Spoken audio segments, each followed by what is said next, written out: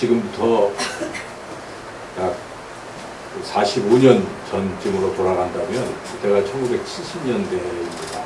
그렇죠? 그때는 우리가 흔히들 주변에서 이 60세 환갑잔치를 많이 했습니다. 그렇죠? 여러분들 기억에도 그 시절에 환갑잔치가 있었잖아요.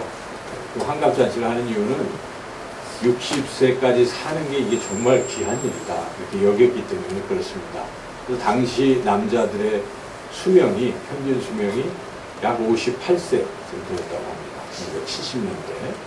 그리고 여성들은 좀 많아서 65세였는데, 해마다 수명이 자꾸 늘어나요. 그래서 한 10년 단위로 이제 이 수명이 한 5년씩 늘어나서 지금 이제 2005년 전 그 통계청 자료를 보니까 남자가 평균 수명 77세, 여자가 84세입니다. 지금은 조금 더 많이 좀 올라갔겠죠.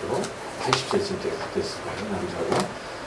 그렇게 늘어났습니다. 그래서 요즘은 뭐 환갑하는 일이 별로 없어요. 주변에도. 앞으로 뭐 70세, 80세, 90세 살 건데 뭐 벌써 환갑이냐. 그래서 환갑잔치를 잘 안 하죠. 그래서 우리가 이걸 계산을 해보면 2030년대쯤 되면 또는 2040년대쯤 되면 이제 뭐 90세, 남성이 한 87세, 여성이 94세, 2030년이 그러니까 여기 있는 우리 젊은이들이 이제 살아갈 때쯤 되면 요즘 말하는 소위 100세 시대가 된다는 것이죠. 그래서 수명이 지금 점점 늘어나고 있습니다. 그런데 수명은 늘어나가는데 아직 변화가 없는 게 있습니다. 그것은 우리가 직장에서 일하는 나이는 변화가 없어요. 옛날이나 지금이나 한 55세쯤 되면 더 이상 일할 수 없고 퇴직해야 되는 그런 상황에 놓여 있습니다. 그래서 이게 참 어려운 것이죠. 앞으로 더 살 날이 많은데 퇴직을 해야 하기 때문에 그래서 요즘은 노후 걱정도 되고 그렇습니다. 연금 제도가 잘 되어 있는 이제 서구 유럽 같은 데서는 그래도 인생의 전반기에서 열심히 땀 흘려 일하고 살면 후반기는 그래도 살 수 있다 이런 생각이 들지만 우리나라 현실은 꼭 그런 것은 아닙니다. 연금도 그렇게 그 생활을 다 충족할 만한 그런 액수도 아니고 그래서 우리가 이런 상황에 어떻게 살아야 되겠는가 생각을 바꿔야 되는 것이죠. 인생의 전반전만 열심히 살고 후반전은 그냥 쉰다는 생각을 가져서 안 되는 때가 됐다는 것입니다. 이제는 인생의 후반전도 정말 치열하고 열심히 살아야 되는 그러한 시대를 우리가 맞이하고 있습니다. 특별히 우리 청년들은 이런 상황을 생각하면서 좀 장기적으로 볼 필요가 있어요. 우리나라가 좀 심한데 학벌 사회이기 때문에 이제 고등학교를 졸업하고 대학교에 진학하면 대학교가 결정되면 20대들은 그냥 인생이 끝난 걸로 생각합니다.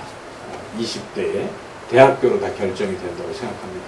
또 한 30대까지 또 우리 젊은이들이 취업을 위해서 열심히 애쓰고 노력하지 않습니까? 그래서 30대까지 취업이 안 되면 역시 인생이 끝난 걸로 이렇게 생각합니다. 그러나 그렇게 생각할 필요가 없습니다. 그렇게 생각해서는 안 된다는 것이죠.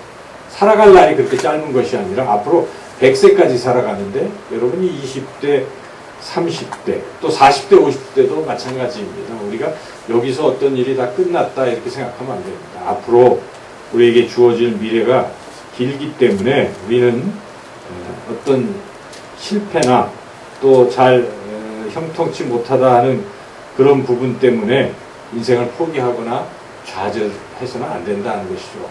앞으로 살아갈 날들이 많기 때문에 우리가 더 한번 용기를 내서 힘을 내서 남은 여생을 살아가야 한다는 것입니다. 그래서 젊은이들은 뭐 어떤 일들이 실패했을 때 아직 내 인생이 시작도 안 했다.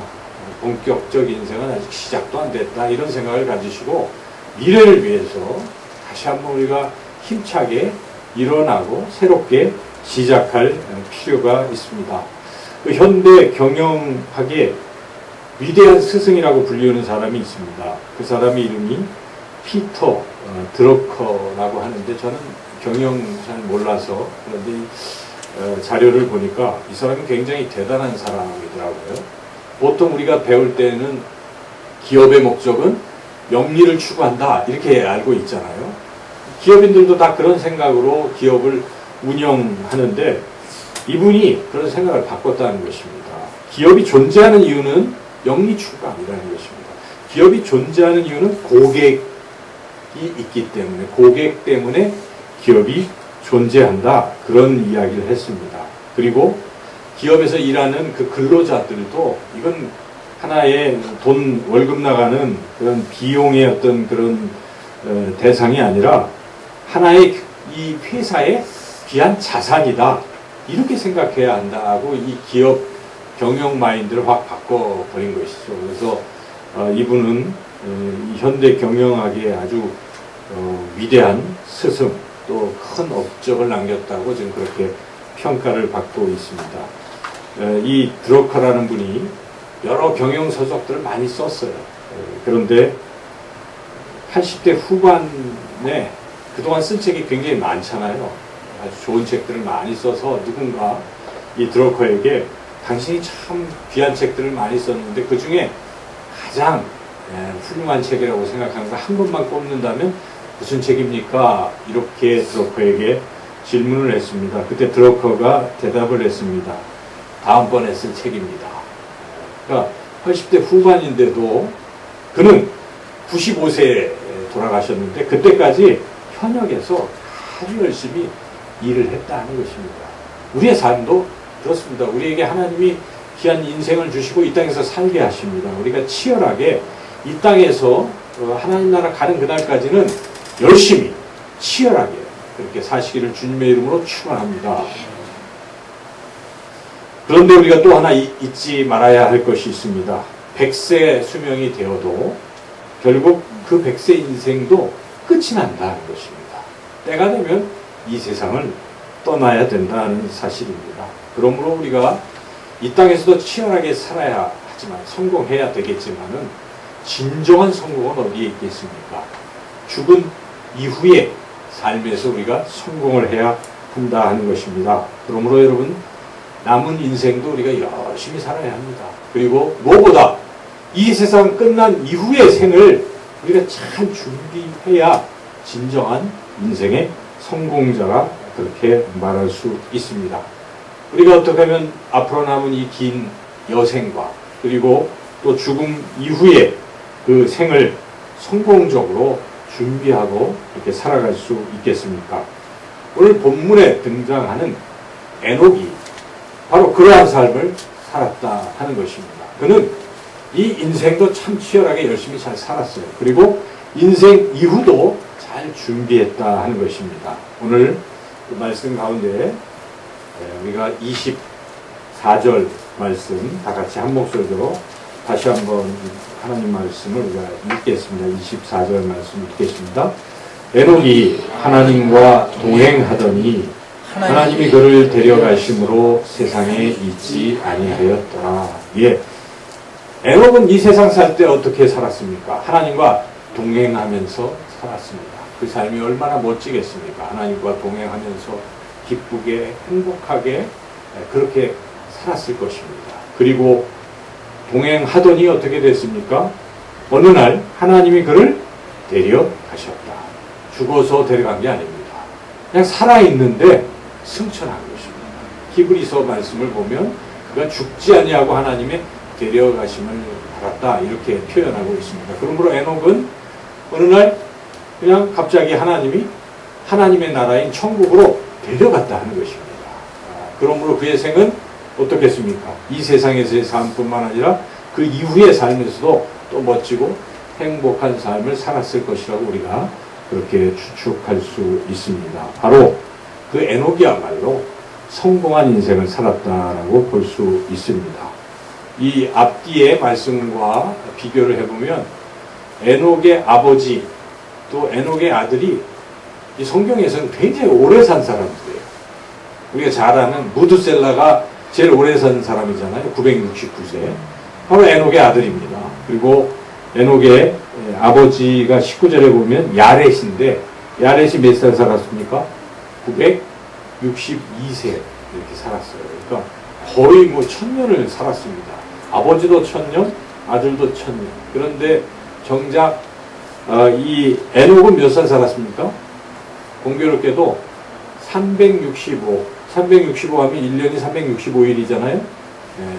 또 의미도 있을지 모르겠습니다만 365년 살았습니다. 3분의 1, 우리보다는 굉장히 오래 산 것이지만, 그러나 당시 상황으로 보면 짧게 산 것입니다. 짧았지만 어떻습니까?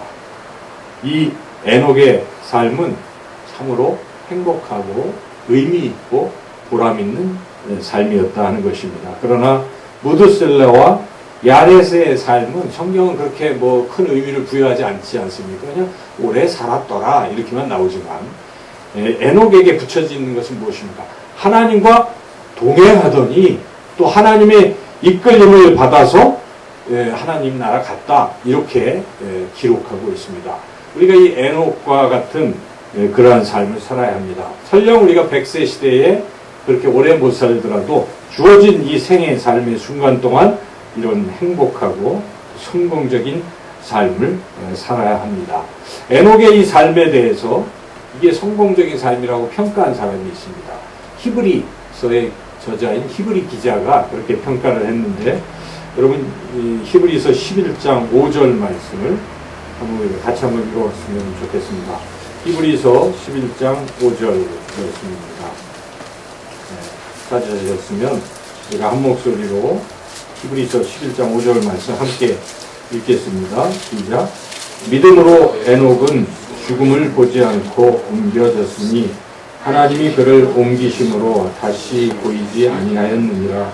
그는 옮겨지기 전에 하나님을 기쁘시게 하는 자라 하는 증거를 받았느니라. 예, 에녹의 삶은 하나님과 동행하는 삶이라고 앞에서 창세기에서는 그렇게 기록했는데, 히브리 기자는 그 삶을 어떻게 평가하고 있습니까? 하나님과 동행하는 삶은 어떤 삶이라는 것입니까?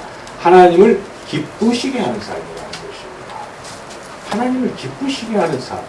우리가 이런 삶을 살고 싶지 않습니까? 하나님이 싫어하시는 삶, 하나님이 언짢아 하시는 그러한 삶을 산다면, 우리가 세상에서 아무리 성공을 했다고 하더라도 부귀, 영화, 권력, 또 장수, 그 어떤 모든 것을 다 얻었다고 할지라도 하나님이 기뻐하시지 아니한다면 그것은 성공한 삶이라고 말할 수 없을 것입니다. 하나님이 기뻐하셔야 성공하는 삶인 것입니다. 에녹은 하나님을 기뻐하시는 그런 성공하는 삶을 살았다 하는 것입니다. 저는 생각해 봤어요. 하나님만 기쁘셨겠습니까? 하나님께서 기쁘시면 에녹에게 축복하시고 또 에녹의 마음을 기쁘게 하셨겠죠. 행복하게 하셨을 것입니다. 그래서 에녹의 삶은 짧은 그 아버지와 아들에 비교해서 짧지만 굉장히 행복하게 기뻐하며 살았을 것입니다. 우리의 삶도 이런 삶이 되어야 됩니다. 하나님을 기쁘시게 하는 그러한 삶. 그래서 우리도 기쁠 수 있는 그런 삶. 그런데 하나님을 기쁘시게 하는 삶의 그 핵심은 하나님과 동행하는 삶인데, 이 히브리서 11장 5절에서는 그 앞에 뭐라고 얘기합니까? 믿음으로. 그래서 지금 이게 다 연결이 됐다고 우리는 봐야 됩니다. 창세기 말씀, 히브리서 말씀이 다 에녹을 말하고 있기 때문에 믿음을 가진 사람들은 어떻게 합니까? 하나님을 믿으니까, 하나님을 신뢰하니까 하나님과 동행하겠죠. 여러분 믿지 않는 사람과 동행합니까? 믿지 않는 사람하고는 가지 않잖아요, 같이. 그런데 믿으니까 어떻게 합니까? 하나님과 동행합니다. 동행하면서 하나님 말씀도 듣고 기뻐하고 그 말씀에 순종하고 그렇게 살다 보니 하나님이 얼마나 기뻐하시겠습니까? 그래서 믿음으로 하나님과 동행하면서 그렇게 살면 하나님을 기쁘시게 하며 자신의 삶도 그렇게 기쁜 삶이 될 줄로 믿습니다. 성경에 나오는 사람들이 하나님과 동행할 때 모습이 어땠을까요? 한결같이 행복했습니다. 여러분, 아담을 한번 떠올려 보십시오. 아담이 처음에는 어땠어요? 하나님께서 아담의 손을 잡고 에덴 동산에서 거니셨더라. 이렇게 성경은 표현하고 있습니다.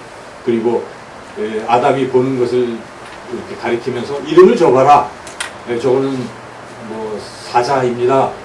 사자로 해라. 뭐 이러면서 우리 하나님께서 이 아담과 손잡고 동산을 거닐면서 얘기하고 그러신 거예요.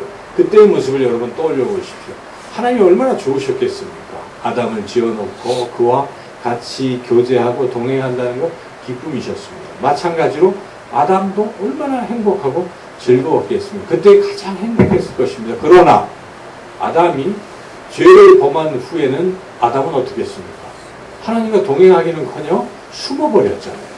어딘가 숨었을 때 그때 하나님이 찾으시고 아담아 너가 어디 있느냐 이렇게 불러야 할 정도로 부르셔야 할 정도로 아담은 하나님을 피하게 된다는 것입니다. 동행할 수 없게 된 것이죠. 그 뒤로 아담의 인생은 불행한 인생이 된 것입니다. 자녀들을 낳았는데 형제간에 한 형이 동생을 살인하는 모습을 그가 목도해야 했습니다. 그런 불행한 삶이 이어지게 됐다는 것입니다. 하나님과 동행하는 삶과 동행하지 않는 삶은 우리가 아담의 삶을 통해서도 분명하게 그렇게 대조적으로 볼 수가 있습니다. 요셉을 한번 생각해 보십시오. 저는 요셉을 생각하면 요셉은 평생을 하나님과 동행했다. 그렇게 믿습니다. 요셉이 애굽의 노예로 팔려갔잖아요. 그때 얼마나 절망이겠습니까? 그렇지만 요셉에게는 하나님이 나와 함께 하신다는 믿음이 있었어요. 그가 마지막 인생을 다 정리하면서 형들이 왔을 때 한 얘기, 하나님이 하셨습니다. 당신들은 그렇게 악하게 했지만 하나님의 악을 선으로 바꾸셨습니다. 하나님이 함께 하신 것을 그는 그 어린 시절부터 믿고 있었던 것입니다. 그와 같이 요셉의 마음에는 하나님이 항상 함께 하신다는 의식이 있었습니다. 그래서 보디발의 아내가 자신을 유혹할 때 요셉은 뭐라고 얘기합니까? 내가 어찌 하나님 앞에서 죄를 범하리요. 하나님의 임재, 존재를 느끼고 있는 거예요. 요셉의 삶. 그러하기 때문에 그게 바로 하나님과 동행하는 삶 아니겠습니까? 그래서 하나님은 그렇게 하나님과 동행하는 요셉을 축복하셔서 고난을 이겨내게 하시고 그리고 애굽의 국무총리가 되게 하셔서 하나님의 계획대로 이스라엘 백성들이 애굽으로 이렇게 이주하게 하는 그런 역사도 이루게 하신 것이죠. 하나님과 동행하는 삶은 참으로 행복한 삶입니다. 뭐 성경에 다윗도 우리가 또 사도 바울도 겉으로 보기에는 그들이 힘들었을 때도 있었지만 그러나 항상 마음은 행복했습니다. 바울을 생각해 보십시오. 빌립보 감옥에 갇혔을 때도 뭐라고 얘기합니까? 기뻐하라. 내가 다시 말하노니 기뻐하라. 자신도 기뻐하면서 빌립보 성도들에게 기뻐하라고 그렇게 말할 수 있는 힘이 무엇입니까? 하나님이 나와 함께 하신다는 생각을 가지고 있기 때문에 주님과 동행하기 때문에 어떤 역경 속에서도 바울은 그렇게 행복할 수 있었다 하는 것입니다. 여러분 여행을 좋아하십니까? 어디 여행 가고 싶잖아요. 그렇죠? 그런데 여행을 혼자서 가는 건 참 뭐 의미가 있지만 그래도 누군가와 함께 여행을 같이 떠나면 참 좋을 텐데 같이 떠날 사람이 또 문제가 되는 경우가 있어요. 그 사람하고는 내가 가고 싶지 않다. 그런데 여러분 만약에 여행을 누가 공짜로 다 보내줘요. 근데 한 사람은 데려가라 할 때 누구를 데려가시겠습니까? 여러분의 배우자를 데려가시겠습니까? 애인을 데려가시겠습니까? 자식을 데려가겠습니까? 친구를 데려가겠습니까?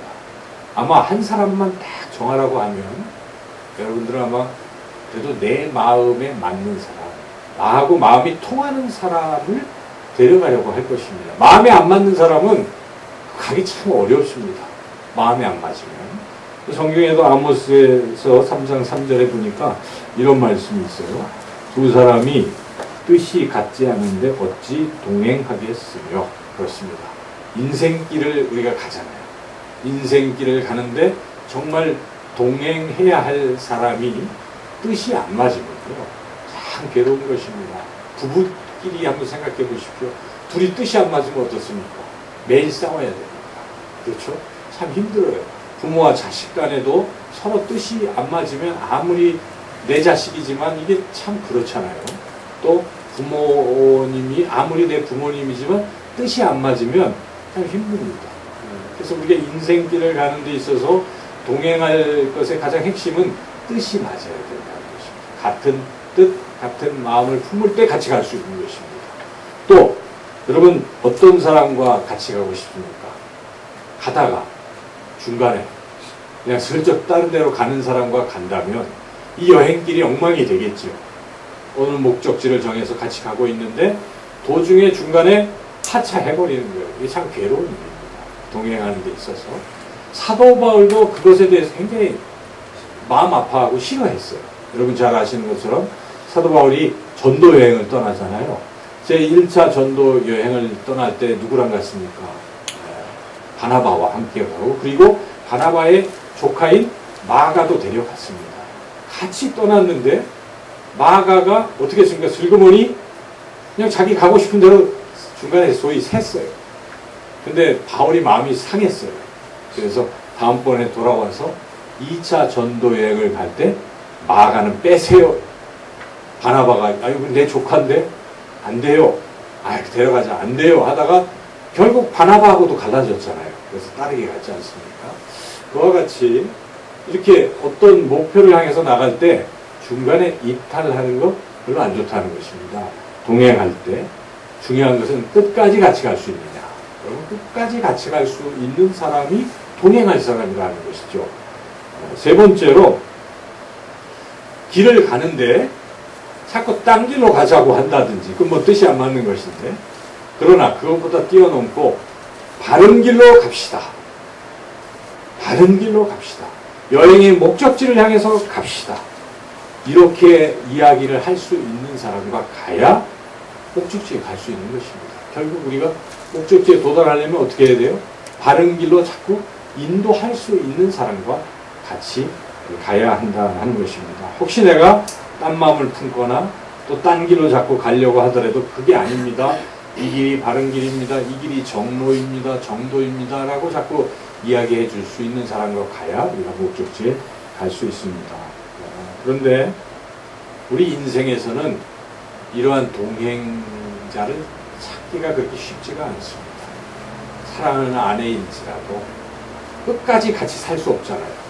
내가 먼저 가든지 아내가 먼저 가든지 그렇죠. 아무리 친한 친구도 가다가 먼저 세상 떠날 수도 있고 뭐 또 마음이 달라질 수도 있고 인생은 그렇습니다. 그래서 우리 살아가는 인생길에서 진정한 동행자를 찾아본다는 것은 쉬운 일이 아니라는 것입니다. 정말 우리 인생에서 마음이 정말 통하고 그리고 끝까지 함께하고 그리고 인생에 가야 할 분명한 길로 우리를 안내할 수 있는 그러한 동행자가 누구이겠습니까?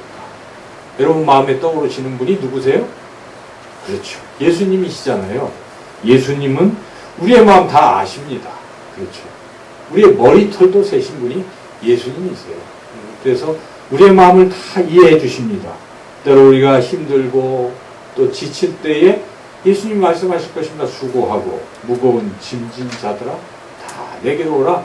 내가 너희를 쉬게 하리라 말씀하실 것입니다. 그리고 주님께서는 바른 길을 우리에게 알려주실 것입니다. 내가 곧 길이요 진리요 생명이니 나로 말미암지 않고는 아버지께로 올 자가 없느니라. 우리 예수님이 길이십니다. 예수님만 따라간다면 우리는 하나님 나라 갈 줄로 믿습니다. 그러한 분이 예수님이시라는 것입니다. 그 예수님은 그리고 한번 우리를 자녀 삼으시고 그렇게 하시면 어떻습니까? 끝까지 함께 하신다는 것입니다. 제자 삼으셨을 때 뭐라고 제자들에게 말씀하십니까? 마태복음 28장 19절에 볼지어다 내가 세상 끝날까지 너희와 항상 함께 있으리라 약속하십니다. 예수님이 영원토록 우리와 함께 하실 분입니다. 그러므로 진정한 동행자는 예수님이시라는 것입니다. 또한 성령님께서도 우리의 진정한 동행자이십니다. 요한복음 16장 13절에 이렇게 말씀하십니다. 그러나 진리의 성령이 오시면 그가 너희를 모든 진리 가운데로 인도하시리니 그가 스스로 말하지 않고 오직 들은 것을 말하며 장래일을 너희에게 알리시리라. 성령님이요 우리 안에 거하십니다. 그럼 예수님을 믿는 사람들은 다 성령님이 계세요. 이 성령님께서 우리를 자꾸 지금 인도하고 계신 것이에요. 우리와 동행하시고 우리와 교제하시는 것입니다. 그래서 우리가 축도를 마지막 받잖아요. 축복 기도를. 그때 무엇인가요? 성령의 교제하심, 성령의 교통하심이 너희 무리와 함께 있을지 한 주간 살 때 성령과 교통하는 것입니다. 그러므로 우리 안에는 성령이 거하시고 성령이 갈 길을 일러주시고 말씀해 주시고 그러시기 때문에 우리는 성령님이 진정한 우리의 동행자라 하는 것을 또 깨달아야 합니다. 또한 우리 하나님 아버지도 우리를 인도하시고 우리와 동행하신다는 것입니다. 시편 기자가 시편 48편 14절에서 이렇게 말씀하고 있습니다. 이 하나님은 영원히 우리 하나님이시니 그가 우리를 죽을 때까지 인도하시리로다. 그렇습니다. 하나님 아버지 성령님 우리 예수님이 우리와 함께 하시고 우리와 동행하시고 우리를 끝까지 인도하시는 줄로 믿습니다. 삼위일체 하나님이십니다. 우리가 삼위일체 하나님을 묶어서 하나님이라고도 부르지만 보통 주님이라고 부릅니다. 우리가 주님 할 때 이 삼위일체 하나님 다 생각하는 것이죠. 우리 주님과 우리가 동행해야 한다는 것이 동행하고 계시는 것인데 주님과 동행하면 뭐가 그렇게 좋을까? 좋을 게 참 많지 않겠습니까? 여러분 주님과 동행하면서 무엇을 느끼고 살아가십니까? 마음이 기쁘지 않습니까? 주님과 동행하면 마음이 기쁩니다. 주님은 그렇게 우리에게 기쁨을 주십니다. 약속하셨습니다. 우리 주님께서 요한복음 16장 24절에서 지금까지 너희가 내 이름으로 아무것도 구하지 아니하였으나 구하라. 그리하면 받으리니 너희 기쁨이 충만하리라. 여러분 우울하거나 슬프고 할 때 주님과 함께 해보십시오. 주님을 바라보십시오. 주님께 기도해 보십시오. 슬픔이 기쁨으로 그렇게 바뀌게 될 줄로 믿습니다. 경험해 보신 분들은 아실 것입니다. 아무리 슬퍼도 주님 기도하는 순간 성령께서 우리의 마음에 참 기쁨과 평안을 주신다 하는 것입니다. 주님은 그렇게 우리에게 기쁨도 주시고 우리가 불안하고 두려울 때는 마음에 평안도 주십니다. 우리의 마음이 무겁고 힘들 때는 주님은 우리의 짐을 져주시고 우리를 쉬게 하시고 그렇게 인도하신다는 것입니다. 그래서 우리가 주님과 동행하는 게 참 너무나 기쁘고 행복한 것이죠. 또한 주님은 동행하시면서 우리를 돌봐주신다는 것입니다. 우리가 먹을 게 없을 때 필요한 것이 있을 때 주님은 내버려 두지 아니하신다는 것입니다. 주님 말씀하십니다. 공중에 나는 새도 들에 핀 백합화도 내가 먹이고 입히는데 하물며 너희일까? 여러분 주님의 음성 들으십시오. 주님께서 채워주실 줄로 믿습니다. 공중에 참새 한 마리도 주님을 아끼신다고 말씀하셨습니다. 하물며 너희를 내가 아끼지 않겠느냐 말씀하신 것입니다. 하나님은 우리를 그렇게 돌보시고 우리의 목자가 되셔서 우리에게 항상 풍성한 것으로 이렇게 채워주신다는 사실 우리가 잊지 말아야 하겠습니다. 설령 또 우리가 주님을 잊어버릴 때에도 주님은 우리를 찾아오신다는 것도 기억하십시오. 저는 이 복음서를 읽으면서 이 제자들의 모습을 자꾸 바라보는데 제자들이 형편없잖아요. 처음에 잘하다가 마지막에 우리 예수님 십자가 지러 가신다고 하니까 부인도 하고 다 도망갔잖아요. 뿔뿔이 흩어졌잖아요. 그때 주님이 그 제자들을 어떻게 대하셨습니까? 우리 같았으면 배신감에 치를 떨거나 다시는 안 보겠다고 할지도 모르겠습니다. 그러나 예수님 어떻게 하십니까? 다 아셔요. 그래서 예수님께서 그렇게 떠나갈 것을 미리 말씀도 해주시고 3번 부인할 거야. 그런데 약속을 하십니다. 무슨 약속을 하시냐면 내가 부활해서 갈릴리로 갈 것이다. 거기서 너희들을 기다릴 것이니까 그때 와라 기회를 주시는 것입니다. 그리고 그 제자들이 드디어 갈릴리 바닷가에 가서 부활하신 예수님을 만나게 된 것입니다. 부활하신 예수님께서 그들에게 조반을 지어주시고 그렇게 해 주셨지 않습니까? 회복시켜 주시고 그런 것입니다. 우리가 삐딱하게 갈 수도 있어요. 신앙생활에 항상 순종하지 않잖아요. 어떨 때는 우리 생각이 앞서고 그래도 주님은 여전히 우리를 붙들고 계시는 줄로 믿습니다. 용서하십니다. 우리에게 기회를 주십니다. 기다리신다는 것입니다. 그래서 우리가 딴 길로 가다가도 주님이 날 기다리고 계시지 돌아온 탕자가 아버지 집을 생각하며 돌아가는 심정처럼 여러분이 여러분들의 부모님을 생각할 때 비록 딴 길로 갔다가도 부모님은 여전히 날 위해서 기도하시지 이런 생각하는 것처럼 하나님은 그러신 분이십니다. 그러므로 우리가 하나님이 그렇게 나를 기다리신다 하는 마음을 가지고 하나님께 나아가시기를 축원합니다. 그리고 우리 주님께서는 우리를 가장 바른 길로 인도하셔서 우리가 인생을 끝마칠 때 그런 상상을 해야 돼요. 내가 인생을 마치고 세상을 떠날 때 내 손목을 누가 잡고 계실까? 누가 잡고 계실까요? 예수님이 잡고 계신 것입니다. 예수님께서 내 손목을 잡고 천국문을 통과하게 하실 줄로 믿습니다.